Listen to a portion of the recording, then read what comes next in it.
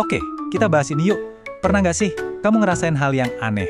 Seharian cuma duduk, nggak ngapa-ngapain, nggak olahraga, tapi pas sore badan rasanya remuk redam, capek banget.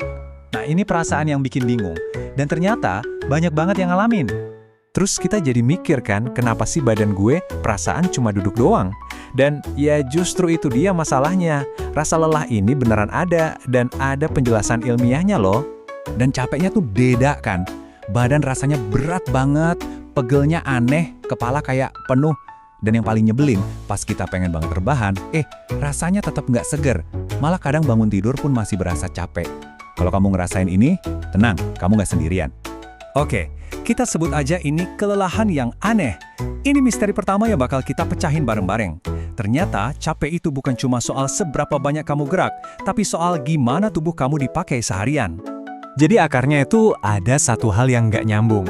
Tubuh kita ini kan hasil evolusi jutaan tahun ya, didesain buat terus gerak. Berdiri, geser-geser, jalan, sama sekali nggak dirancang buat diem di satu posisi, apalagi sambil nunduk liatin layar berjam-jam. Sekarang kita mulai investigasinya. Petunjuk pertama, duduk itu bukan istirahat. Buat tubuh kamu, duduk lamaan itu sebenarnya kerja keras yang diam-diam nguras tenaga. Kuncinya ada di istilah posisi statis. Maksudnya, kondisi di mana otot kamu dipaksa buat nahan, bukan gerak. Percaya atau enggak, buat otot, nahan posisi statis itu jauh lebih capek daripada ngangkat beban berat sekali terus istirahat. Coba deh bayangin, leher nahan kepala, punggung nopang badan, semua otot itu kerja non-stop, tanpa jeda sama sekali. Dan ini tuh kayak efek domino di dalam tubuh kita. Awalnya, otot kita nahan posisi statis. Karena tegang, aliran darah ke situ jadi lambat. Akibatnya, pengiriman bensin kayak oksigen dan nutrisi jadi macet. Parahnya lagi, sampah, sisa metabolisme jadi nggak kebuang dan numpuk. Hasil akhirnya, yaitu dia yang kita rasain sebagai pegal sama kaku. Analogi ini pas banget deh. Anggap aja darah itu tim servis rutin buat otot kamu. Dia bawa yang bagus-bagus, terus buang yang jelek-jelek. Nah, pas kamu duduk kelamaan, servis ini berhenti.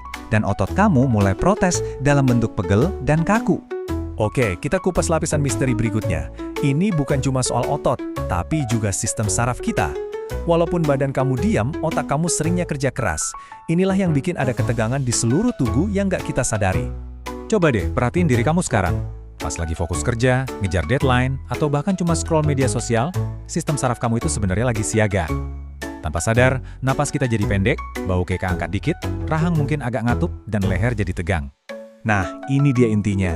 Aktivitas mental yang terus-menerus itu bikin tubuh kita ada di kondisi tegang level rendah.